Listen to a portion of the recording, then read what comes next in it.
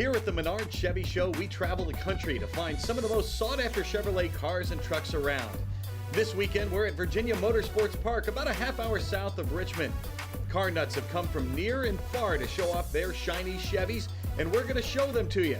From Petersburg, Virginia, this is the Menards Chevy Show.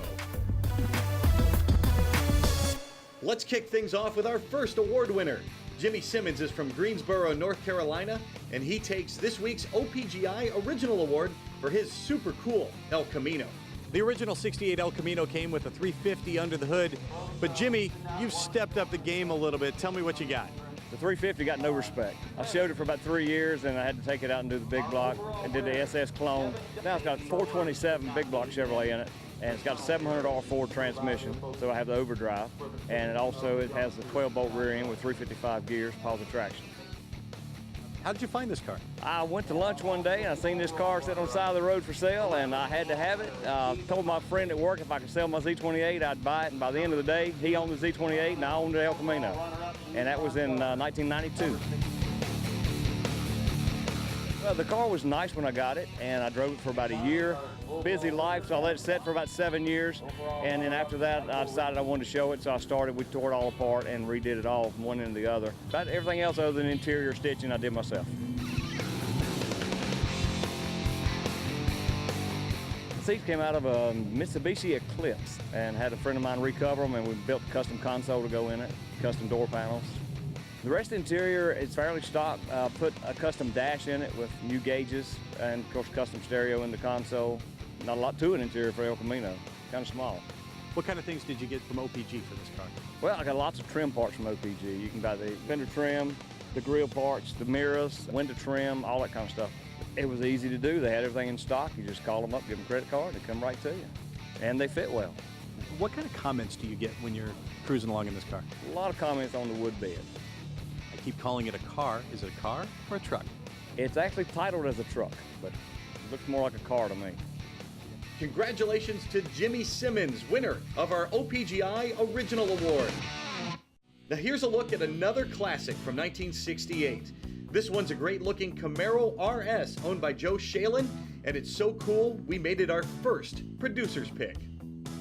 Classic cars are one of America's pastimes, but Joe, you told me that this project got started because of another of America's pastime. Tell me about that. Watching a baseball game that wasn't going my way.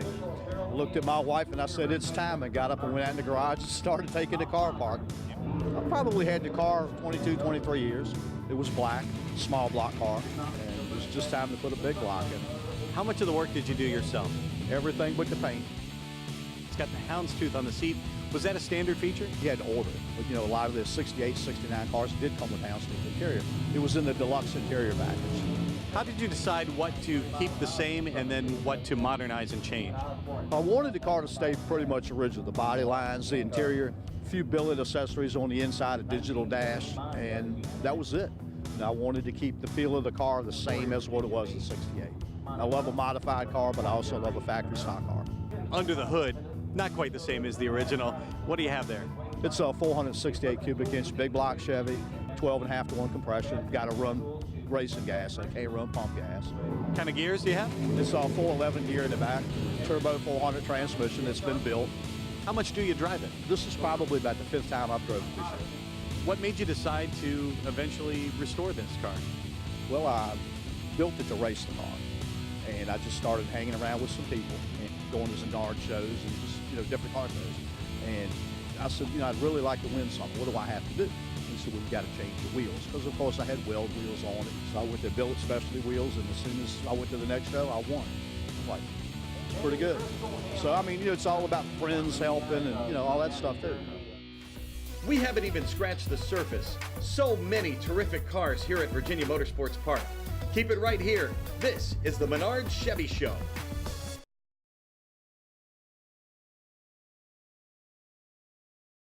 Menards Chevy Show is brought to you by Clamp Tight, the clamp making tool. DJS Fabrications, the best mogul car dolly built today. Steel Rubber Products, quality crafted rubber parts and weather stripping. And by Dustless Blasting, it's the future of surface preparation. Welcome back to Petersburg in the Commonwealth of Virginia. Up next, a 1967 Chevelle SS, and it was one of the best investments ever. Tommy Powell bought this producer's pick in 1980. Back then, he got the complete car for just $200. My brother was born in 1967, and I bought it for him when he was 13. We took it and put an engine in it, drove it like it was for a while. Then he decided to get something better, and I took it back home, and it's been mine ever since. Then we started gradually tearing it down piece by piece, and ended up taking 10 years to finally get it to completion. The whole family worked on it. My brother did a lot of work on it, my brother-in-law, my nephews. We just go right down to the shop at night and work on it until we get tired, and shut the doors and go back at it. We ended up putting on a rotisserie, put floor pans in it, put all neoprene bushes and all in the frame while we had it off, and sandblasted the frame, painted that, so the whole thing has been completely torn apart. Motor is a 396, been bored 60 over, got a Ellenberg intake, Holly carb, got hooker headers, got 3-inch stainless steel exhaust from front to back. I'm struck by the interior because to me it looks like it's straight out of 1967, right? I mean, it's reproduction, but it's all original back just like it was. Only thing that's changed is the Hurst shifter and the radio, and they put air conditioner on. It gets very hot down here. What made you decide on the yellow? It was butternut yellow to start with, but I didn't like the pale yellow, so I did custom hot rod yellow. How do you decide that done is done? When you run out of money. No, we got down to the point where that's all I wanted to do to it. So I said, that's it. I'm not doing nothing else to it, and we haven't. Ron Gelster has another Chevelle for you. It's a 1964 with a twist, and it's our next producer's pick. It's a 1964 Chevelle 300 two-door station wagon. Kind of a rare car. They only made 2,700 of them in 1964. They only made two-door wagons in 64 and 65.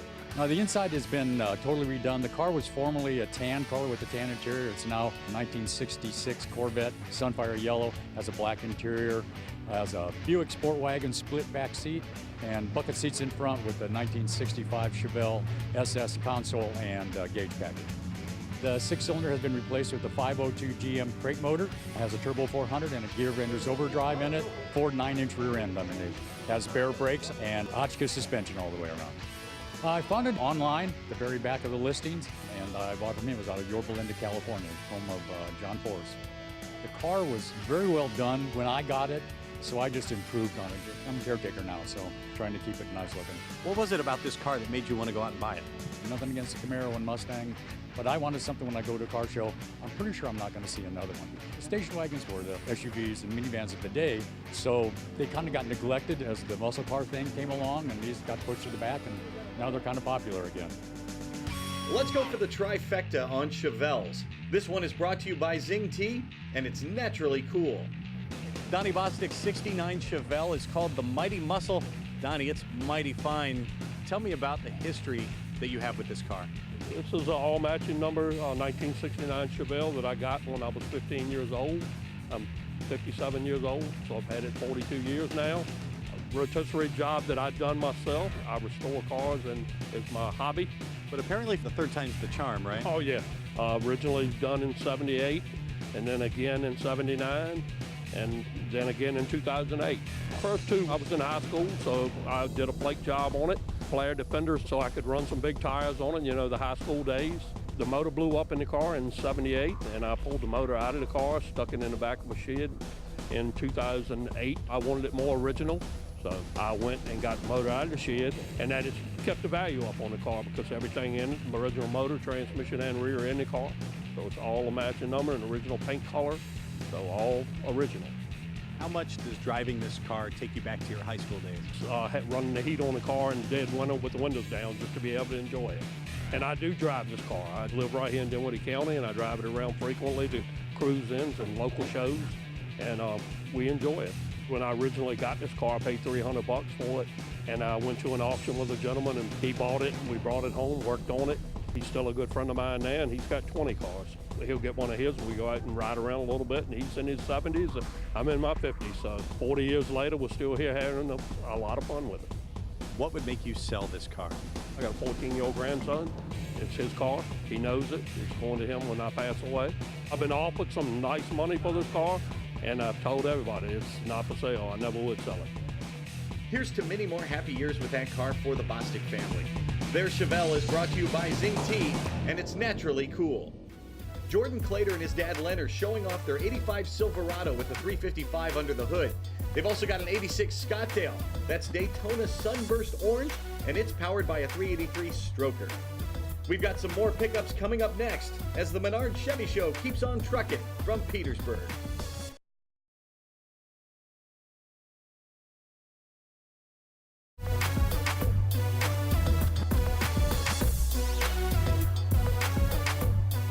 This is the Menards Chevy Show, and we are in Petersburg, Virginia this weekend.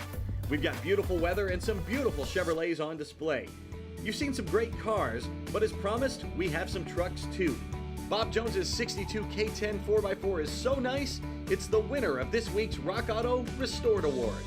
One look at this truck and I can tell that you're a paint guy. Tell me about this color.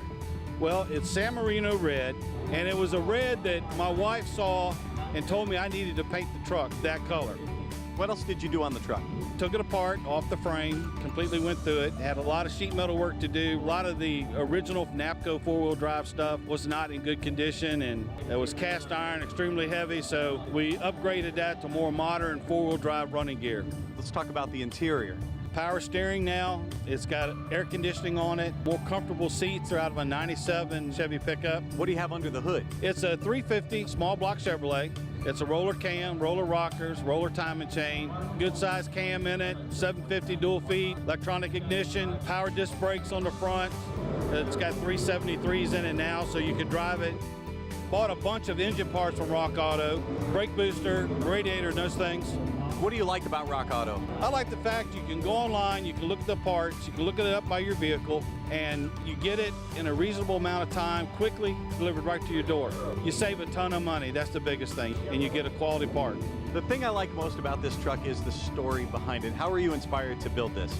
I had an uncle, he bought a 62 3/4 ton four-wheel drive truck, took the bed off, and he made a wrecker body. And as I came up, I got intrigued with wreckers and learning how to do recovery work, and I would go with him on wrecker calls. That's what I learned to drive on, that old truck. And I just fell in love with it. Much later, after I'd done this, I went back home and showed him pictures of it, and he really got teary-eyed looking at it. One of the things, he had a foot on the gas pedal, and you'll see that on this truck. Congratulations to Bob Jones, winner of the Rock Auto Restored Award with that awesome 62 4x4. How about another pickup? We love cars and trucks with good stories, and Danny Harold's relationship with his 1969 pickup has been a bit of a soap opera, to say the least. I bought it about 1993. It was a 6-cylinder truck with a 3-speed on the column. We'd done the body work on it. We took the frame off, done the restoration with it. We painted the truck. Everything come about. I run into the 454, bought it at a very good price, so now we got 454 in it with 350 Chevrolet automatic transmission. Then I wrecked it about 5 years ago, almost totaled it. It made me sick for 2 days, I have to be honest. It was raining. I was running a set of street slicks on it, and I lost it. And that's all there is to it. It's unspeakable. I don't have the words for it. It tore me up. I was going to junk it. I was going to start another build and pull the drivetrain out. And then I thought about it. I've got real good insurance. Let's see what they'll do. And when they turned around and said they wanted to rebuild it, questions answered. Let's go. Since then, we've rebuilt the truck completely. I put LED lights under it. I've got digital dash, AM, FM stereo, brand new carpet, brand new everything on it, tonneau cover on it. Got a real pretty mural on the back. Soul Train 1969 model train. And we just enjoy the truck a whole bunch. We drive it all the time. What made you decide, I want to hot rod this thing? One, it was a farm truck. I had a 66 Chevrolet when I was in high school, and we basically hot rodded with a high school budget. We bought this truck. I said, I want to go crazy with this one. And that's where we've done it. Our host facility this weekend is Virginia Motorsports Park. It's the first season for new owner Tommy Franklin, and so far, so good. It's been a great season. We've had a great response out of taking the track over, and we've done some improvements with the new racing surface, which has proved to be super fast out here. What other events do you have besides car shows like this? So we have a NHRA national event that comes in May. We have the PDRA Pro Mod show that we have twice a year. And then we also have a Menards Chevy show along with a Ford event, a Mopar event. And we've got about everything here. We do it all year long. We've got a big monster truck show that we do every year. We're doing some truck pull shows and stuff next year. So a lot of things happening here where we've got a lot of facility and we're just expanding on it and using every bit of ground we got. Just a place that we want everybody to come down and enjoy and bring the family, have some fun, and have things to do together. That's our main goal. Tell me about this beautiful Camaro. 69 Camaro, that kind of a project car like everybody's had, but it's got AC. I can put pump gas in and drive, and it makes over 1,000 horsepower at the rear wheel. So it's a really cool, fun ride. We're still having a great time in Petersburg, and we still have a lot more to come, including a 57 Chevy like you've never seen. The Menards Chevy Show rolls on from Virginia Motorsports Park.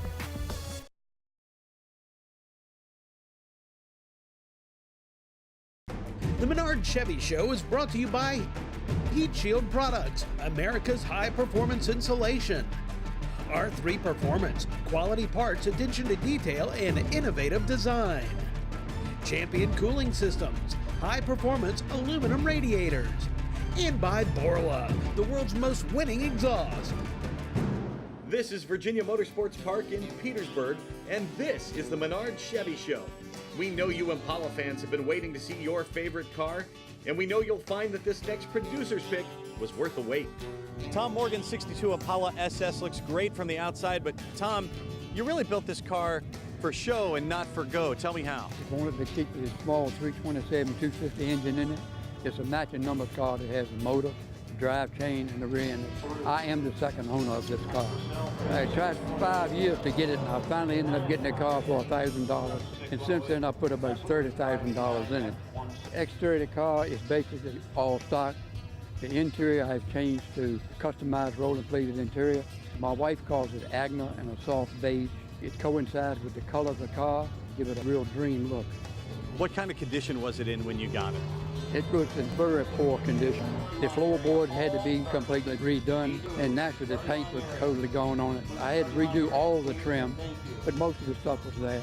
I had two good friends of mine to help me with the mechanical work, and we did all the body work inside my garage, and I had another fellow to paint it.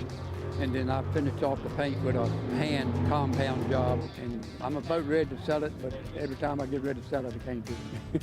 I had a 62 when I was 25 years old, and for my money, this is one of the prettiest body style Chevrolet ever put on the production line. Rodney Staples also